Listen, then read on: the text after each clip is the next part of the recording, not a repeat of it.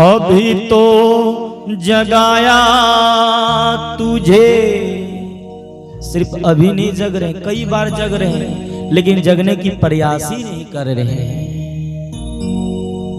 गुटखा खाने से कैंसर होता है, पिताजी बार बार मना करते हैं लेकिन फिर भी हम खाते हैं। डॉक्टर साहब कहते हैं पालक नहीं खाना, टमाटर नहीं खाना, न पथरी एक दिन गड़बड़ कर देगा, लेकिन फिर भी खाते हैं। मदिरा पान नहीं करना, दोनों किडनी फेल हो जाएगा, पीते हैं। उठते कभी नहीं है, और जो उठ गया ना समझ लीजिए उसका किस्मत भी उठ गया। अभी तो जगाया तुझे हो,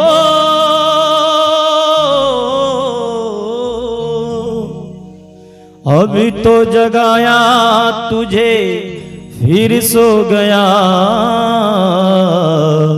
और उठ परदेसी तेरा वक्त हो गया। इसीलिए कह रहे हैं श्री सुखदेव भगवान और यहाँ पे सूत जी महाराज कह रहे हैं सोनकाद ऋषियों से कि मुंह रहो, बार बार पियो, जितना बार पियोगे उतना बार आनंद आएगा।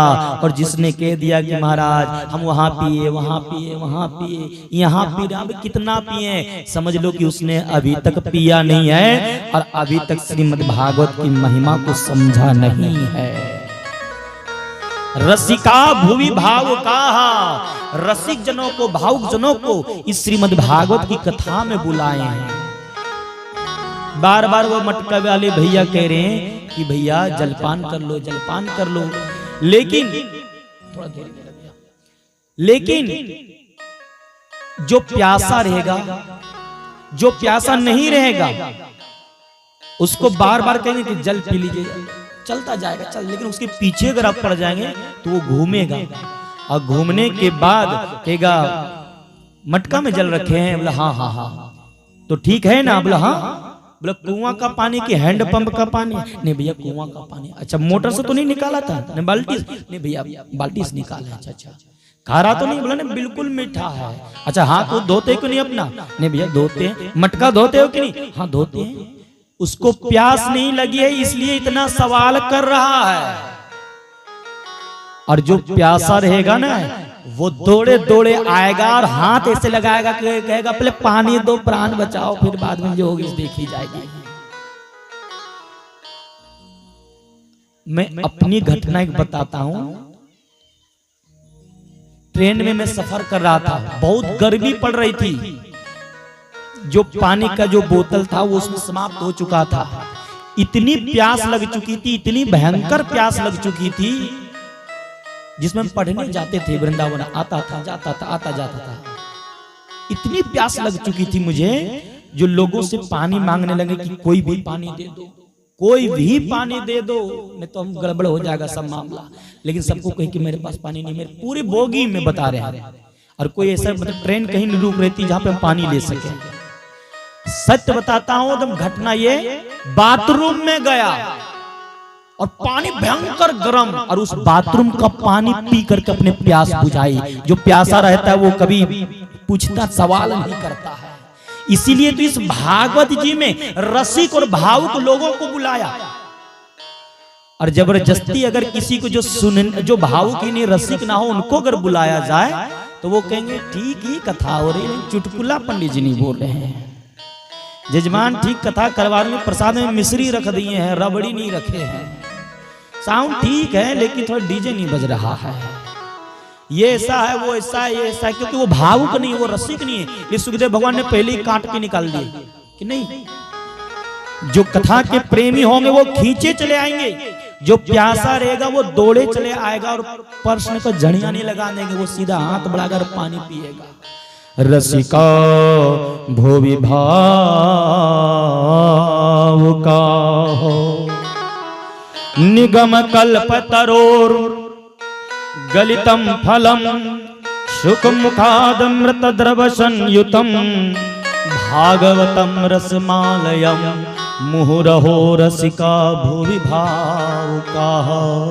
कहते हैं आपने सनकादिक ऋषि, आपने मुझसे पूछा कि ये भागवत है क्या।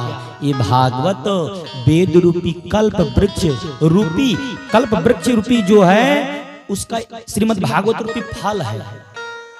कल्प वृक्ष का ये श्रीमद् भागवत भी पका हुआ फल है।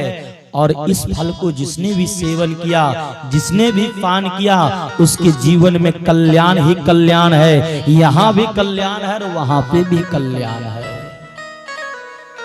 मेरे प्यारे सज्जनों, कहते हैं स्वनकादिक ऋषि यहाँ पे प्रश्न करते हैं कि श्रीमद् भागवत आपने बताया कि ये कल्प वृक्ष का पका हुआ फल है। ये श्रीमद् भागवत आई कहां से? ये भागवत जी है क्या? हम इसकी पूरा गहराई तक हम जानना चाहते, विस्तार पूर्वक से कहिए। और ये श्रीमद् भागवत की कथा प्रथम बार किसने कही, कब से ये प्रारंभ हुई? हमने सुना है कि श्री सुखदेव जी ने इस श्रीमद् भागवत की कथा राजा परीक्षित को सुनाए। राजा परीक्षित को क्या जरूरी पड़ गई जो श्रीमद् भागवत की कथा सुननी पड़ी? मेरे प्यारे सज्जनों, कहते हैं स्वनकादिक ऋषि कि विस्तार पूर्वक से बतावें। मेरे प्यारे सज्जनों, जिस सुख सावक का मुख लगा हुआ है इस श्रीमद् भागवत में ना, वो बहुत बड़े संत हैं। ऐसे संत हैं श्री सुखदेव भगवान, जो राधा रानी के लोक में, साकेत में राधा रानी की गोद में क्रीड़ा करते हैं, खेलते हैं। राधा रानी ने कहा कि पुत्र, आप मृत्यु लोक में जाइए और भागवत के प्रचार कीजिए, भक्तों का कल्याण कीजिए। यह मेरा आदेश है, प्यार भी है, प्रेम भी है, निवेदन है। सुखदेव जी ने कहा कि माँ, मैं मृत्यु लोक नहीं जाऊंगा, क्योंकि वहां पे अगर मैं जा गया तो मुझे माया पकड़ लेगी, मोह पकड़ लेगा, और इस चीज से हम बचना चाहते हैं। इसलिए तो आपके धाम में रहते हैं और आपने स्थान दिया। राधा रानी ने आश्वासन दी कि बेटा जाओ, तुझे माया कभी नहीं पकड़ेगी, कभी नहीं पकड़ेगी। और सही बात, माया जिसको पकड़ लेती है ना, वो कभी नहीं बच पाता है। कबीरदास जी कहते हैं, माया मरी न मन मरा, माया मरी न मन मरा, मर मर गया शरीर। साइकिल अगर हो जाती है तो फिर कोई चीज का जरूरत नहीं, निकाल लेते समय अपना। लेकिन साइकिल आ गए तो अब मोटरसाइकिल की इच्छा जग गई। मोटरसाइकिल आ जाती तो बस सिर्फ धनबाद घूमना हो, हमको घूमना है, कहीं जाना नहीं है, काम चल जाता है। मोटरसाइकिल भी भगवान दे दिए। चलो 4 चक्का पहिया गाड़ी आ जाती ना, तो धूप से, पानी से, धूल से बच जाते, फिर उसी में पूरा जीवन निकाल लेते। लेकिन वो भी भगवान ने दे दिए। फिर मन में इच्छा क्या जगी कि फॉर्च्यूनर आ जाए, वो भी भगवान ने दिए। फिर मन में इच्छा क्या जगी, हेलीकॉप्टर आ जाए। जरूरतें पूरी हो सकती है। ध्यान दीजिएगा मेरे प्यारे स्टूडेंट, मेरे बाबूजी, माताजी जितने भी हैं, जरूरतें पूरी हो सकती है, ख्वाहिशें नहीं। जरूरतें पूरी हो सकती है, ख्वाहिशें नहीं। इच्छाएं जगती जाती है और ये इच्छाएं बढ़ती जाती है, और बढ़ते बढ़ते एक दिन ऐसा होता है, मर मर गया शरीर।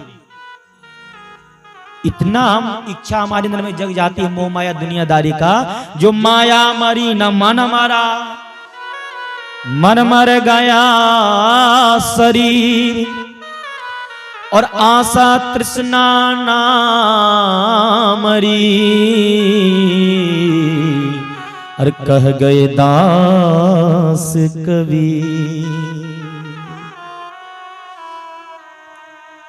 मां, मैं नहीं जाऊंगा मृत्यु लोक।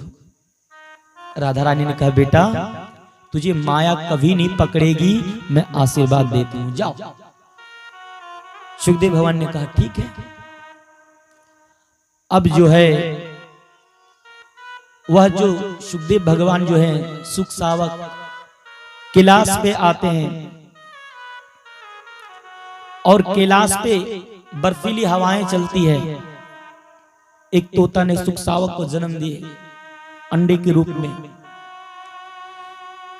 भगवान भोलेनाथ आज कैलाश में हैं, मां पार्वती भी हैं। भगवान भोलेनाथ स्नान ध्यान करने के लिए गए थे, तब तक देवर्षि नारद जी का भगवान की इच्छा के अनुसार वो भी पधारे। सोचे कि अभी बाबा कुटिया में नहीं है, तब तक मैया से थोड़ा गप कर लें। और देवर्षि नारद जी गए मैया के पास, मां पार्वती के पास। मां पार्वती ने कहा कि देवर्षि नारद गुरु भी हैं, देवर्षि नारद, और बेटा का भी भाव है। कहते हैं कि अब देवर्षि नारद जी आप कभी उतना आते जाते नहीं, कहाँ गए थे इतने दिन से? देवर्षि नारद जी कहते हैं कि मैया अब आना जाना हम बंद कर दिए हर एक जगह पे। बोले क्यों? बोले कपट के कारण, जहीं जाते वहीं मिलता है मुझे कपट। हर एक जगह पे मोह माया, हमेशा हम आना जाना बंद कर दिए। देखो तो पति पत्नी में लड़ाई, पिता पुत्र में लड़ाई, ये वो हर जगह पे कपट है, इसलिए हम आना जाना बंद कर दिए, क्योंकि कहीं वो कपट मुझे न पकड़ ले। पार्वती मैया ने कहा हाँ आप ठीक ही कह रहे हैं कि लोगों में अब वो प्रेम नहीं रहा, कपट रहा, कपट छल रहा है। लेकिन हमारे जो पति जो भोले बाबा हैं वो बहुत मानते हैं। हाँ मैया वो तो ठीक ही कह रहे हैं, आप बहुत मानते हैं ना? बोला हाँ हाँ। तब तो भोले बाबा ये भी बताए होंगे अगर मानते हो तो। बोले क्या? बोले जो गले में रुंड के माला जो पहनते हैं, जो गले में जो वो मुंड का जो माला पहनते, वो बताए तो होंगे कि किसके पहनते हैं।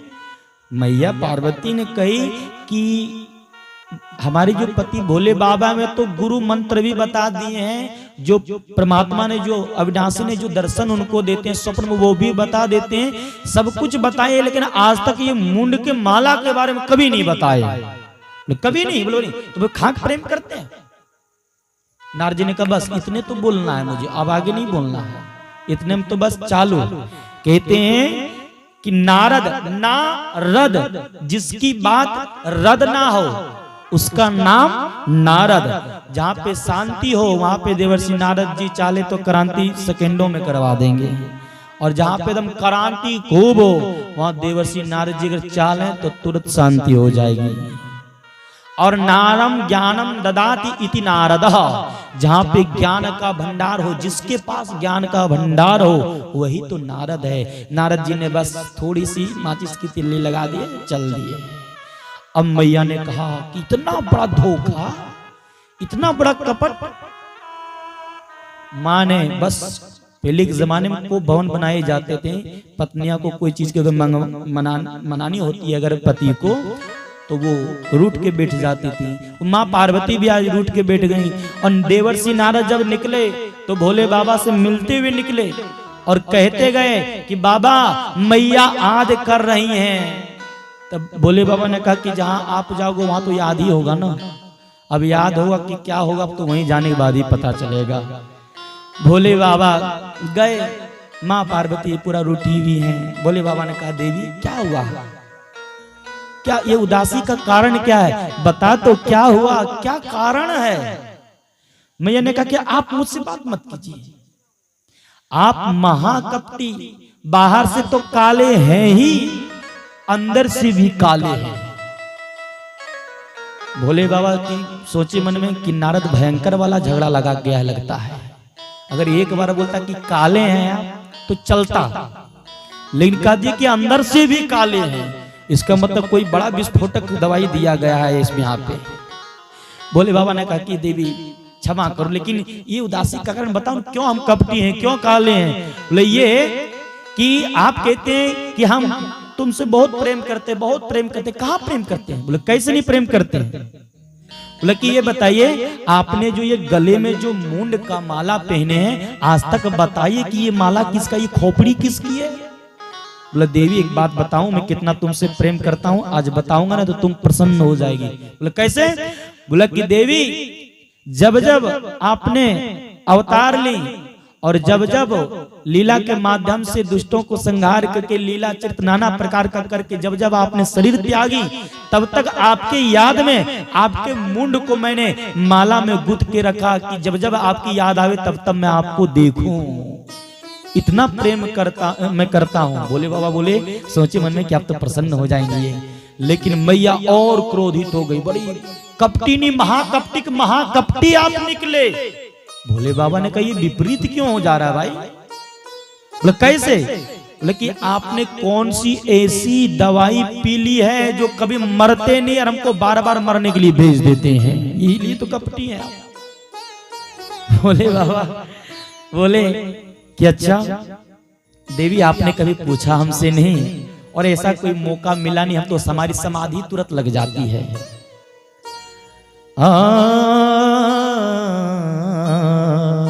बोले देवी वो कौन सी दवाई मालूम है? बोले कौन सी दवाई है? एक बार सभी लोग प्रेम से बोलिएगा, शंकर भगवान की ऐसा डमरू बजाने वाला कोई और नहीं हो, ऐसा डमरू बजाने वाला और नहीं। और भोलेनाथ से निराला, शंभुनाथ से निराला कोई और नहीं। भोलेनाथ से निराला, डमरू वाले से निराला कोई और नहीं। हो ऐसा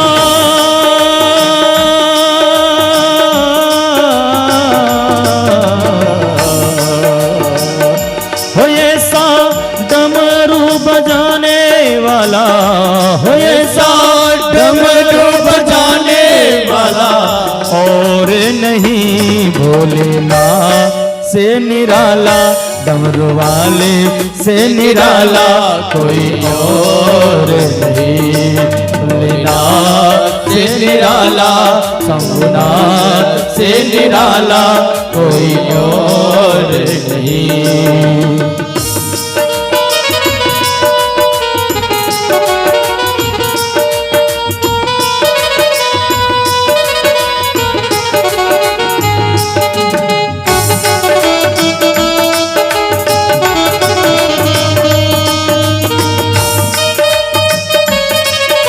जय हो।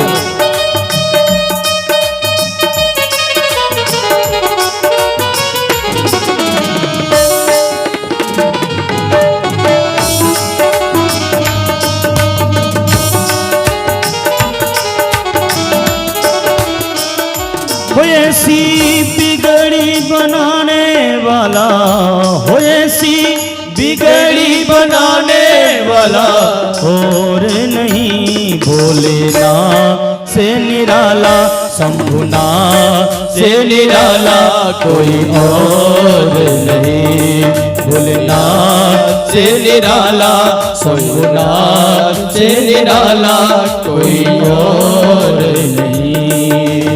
उनका डमरू डम डम बोले, उनका डमरू डम डम बोले, अगम निगम का भेद खोले। कांतकम पुरांतकम भावांतकम माखांतकम गजांतकांतकम कामंतकांतकम भजे। स्मृतचिदम पुरचिदम भावचिदम मखचिदम गच्चिदांधकच्चिदम तमंतकच्चिदम भजे। उनका डमरू डम डम बोले, अगम निगम के भेद खोले। उनका डमरू डम डम बोले, अगम निगम का भेद खोले। हो ऐसा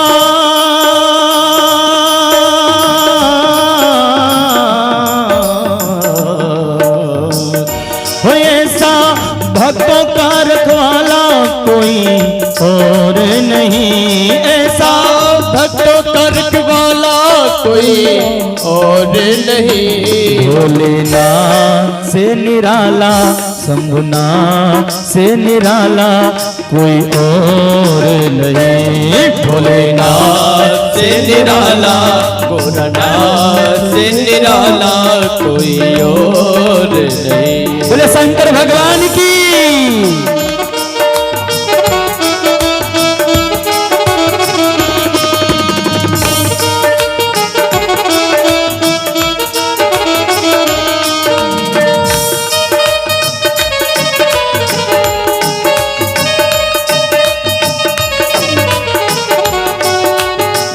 जय हो हर हर महादेव।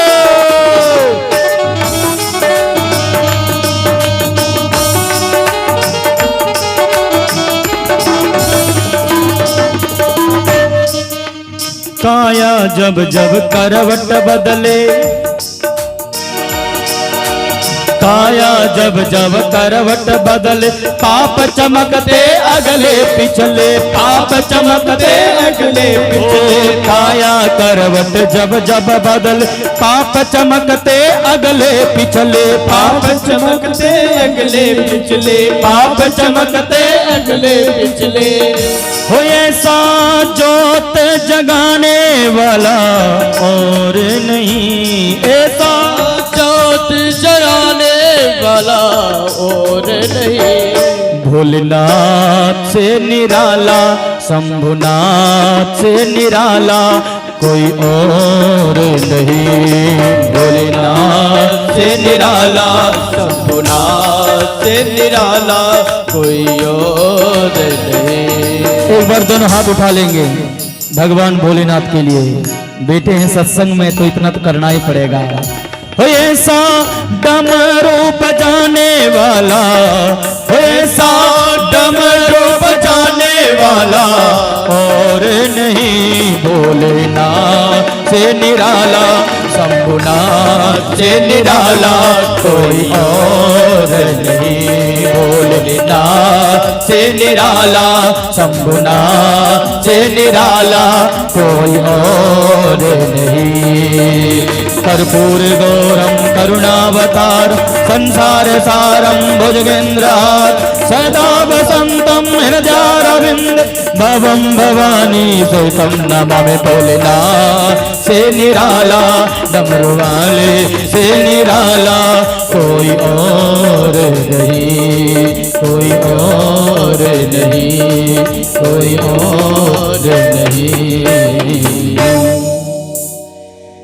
ऐसा डमरू बजाने वाला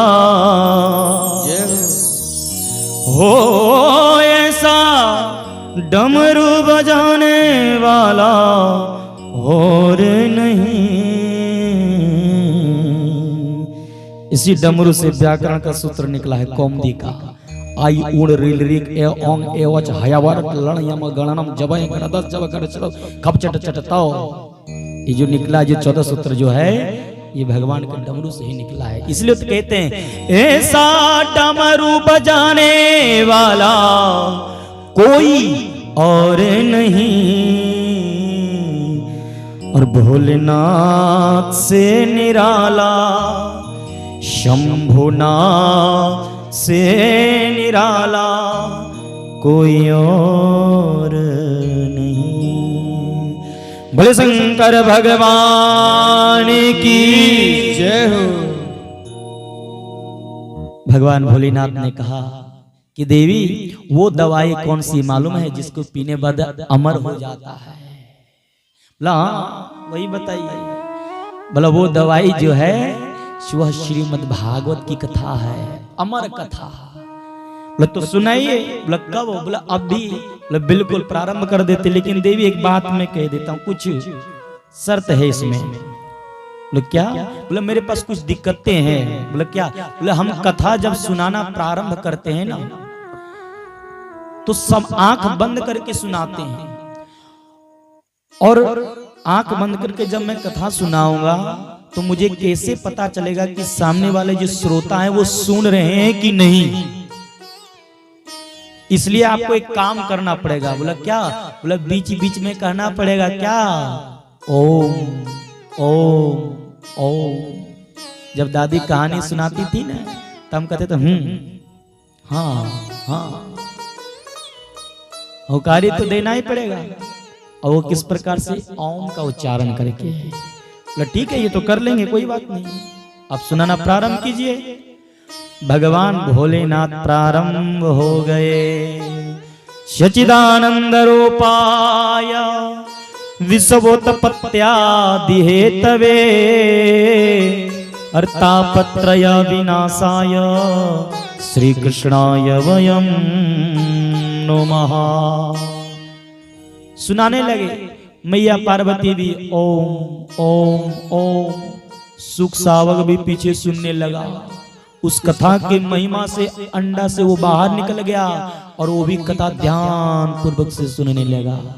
और जानते हैं ना, आपके घर में अगर तोता हो, आप जो भी नाम उसको सिखाएंगे 10 बार 20 बार अगर सुन लिया तो वो बोलने लगेगा। आज की डेट में कोई आश्रम में मैंने देखा था, मोबाइल पे देखा था कि वो तोता मंत्र भी बोल रहा था, बोला था कि बोलो राम राम, वो कहता राम राम, तो तोता तुरंत कॉपी करता है। उसने भी माँ जो बोल रही थी ओम ओम, वह तोता भी ओम ओम कॉपी कर, लेकिन बोल नहीं रहा है, बोल नहीं रहा है। लेकिन जैसे ही यहां तक प्रसन्न पहुंचे, उद्धव का भगवान कृष्ण के संवाद तक जब पहुंचा ये भागवत कथा, तो क्या हुआ कि इसी के बीच में मैया पार्वती को नींद आ गई। नींद आ गई तो सो गए। अब ओम ओम तो बंद हो गया, वो हुंकार जो सो बंद हो गया। अब बंद होने के बाद सुख सावक ने मन में विचार किया, अब तो मैया सो गई, अब कथा तो अधूरी रह जाएगी, अब क्या करें। तो मैया के आवाज से मिला करके उस सुख सावक ने कहने लगा ओम ओम ओम। भगवान भोलेनाथ ने कहा जगा हुआ है चालू रहे वो।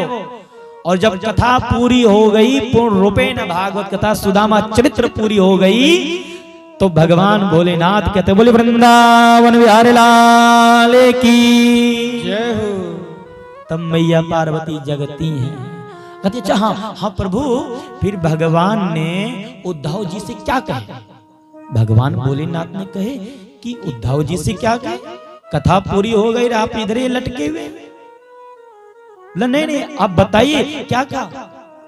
तो भगवान भोलेनाथ ने कहा कि देवी आप सो गई। तो बोला हाँ प्रभु हम सो गए थे, यहाँ से बाद हम नहीं कथा सुने हैं। तो ये ओम ओम का उच्चारण कौन कर रहा था। भगवान इधर देखे उधर देखे, चारों तरफ देखे और ऊपर देखे, जैसे ही पीछे देखे वैसे देखा कि सुख सावक सुन रहा है। तो भागवत की कथा सुनी, ये कोई दिक्कत की बात नहीं है। इन भगवान भोलेनाथ मारने के लिए इसलिए दौड़े क्योंकि वो पीछे बैठ करके कथा सुन रहा था। पीछे बैठ करके कभी भी कथा नहीं सुननी चाहिए, और ना खड़ा होकर के, और ना ही ये भागवत भगवान के ऊपर से बैठ करके। कितने लोग छत पर से बैठ करके वहीं से देखते मंच को। हनुमान जी ने जब भगवान कृष्ण गीता का उपदेश कर रहे थे, जब अर्जुन जी ने गुरु की पूजन करने लगी भगवान कृष्ण को गुरु मान करके, तो हनुमान जी भी उतर गए ध्वजा से और बोले प्रभु आप मेरे गुरु हैं, हमने भी गीता आपसे सुनी है इसलिए हम भी करेंगे। भगवान कृष्ण बोले कि आपने गीता सुनी। बोले कहां से। बोले प्रभु हमने ध्वजा में बैठ करके सुनी। भगवान कृष्ण ने श्राप वहीं पे दे दिया कि आपको प्रेत योनि में जाना पड़ेगा, प्रेत योनि में जाना पड़ेगा। क्यों? क्योंकि आपने कथा सुनने की जो मर्यादा होती है उसको भंग कर दिया आपने। अब प्रेत की तरह ऊपर हवा की तरह लटक करके सुन रहे थे। आपको प्रेत जो हनुमान जी सबसे प्रिय भगत है, उनको भी कर्मों का फल भोगना पड़ा। बोले प्रभु क्षमा कीजिए। बोले कोई बात नहीं, आप कोई ऐसी ग्रंथ की रचना कीजिएगा जिससे आप उससे मुक्त हो जाएंगे।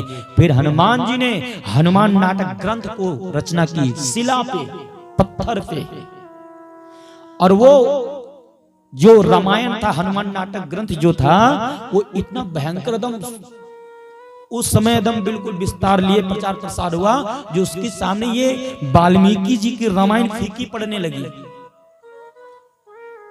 और एक बार हनुमान जी लाकर के वाल्मीकि जी को दिए अपना ग्रंथ को और बोले पढ़िए। वाल्मीकि जी थोड़ा देखिए कैसा बना है। वाल्मीकि जी प्रसन्न हो गए, पढ़ करके गदगद हो गए। हनुमान जी ने कहा वाल्मीकि जी आप मुझसे वरदान मांगिए। वाल्मीकि जी ने सोचे मन में कि कहीं हनुमान जी का ये ग्रंथ रहा तो ये मेरी जो बनाएगी वाल्मीकि रामायण है ये तो फिर चलेगी नहीं, क्योंकि इतना इसमें रस भरा हुआ है। वाल्मीकि जी ने कहा प्रभु हनुमान जी अगर आप देना चाहते तो एक काम कीजिए। बोले क्या? बोले ये जो रचना किए हैं सो समुद्र में दे दीजिए। बोले वृंदावन बिहारी लाल की जय। बोले कोई बात नहीं, मुझे तो मुक्ति मिल गई ना प्रेत योनि से, वो मुक्त हो गए। कहते हैं कि स्याना परिस्वंतो भवन चक्रराजना अंश में संतो वृक्षत्वम यानी मानवा। आप कथा सुने सामने बैठ करके, कथा सुनते सुनते सोए नहीं, न तो भवंत जगराजना अजगर जोनी। खड़ा होकर के सुने वृक्षत्वम यानी मानवा, खड़ा होकर के कथा सुनेंगे तो वृक्ष जोनी, पीछे बैठ के सुनेंगे वो सब में दिक्कत है। कथा सुनने की नियम यही है, हम ये जरूरी नहीं उपवास, खूब चकाचक खाइए मस्ती एकदम और बैठिए और भगवान की कथा सुन, इतने खाइए जितना में नींद ना आवे। भगवान भोलेनाथ ने कहा कि ये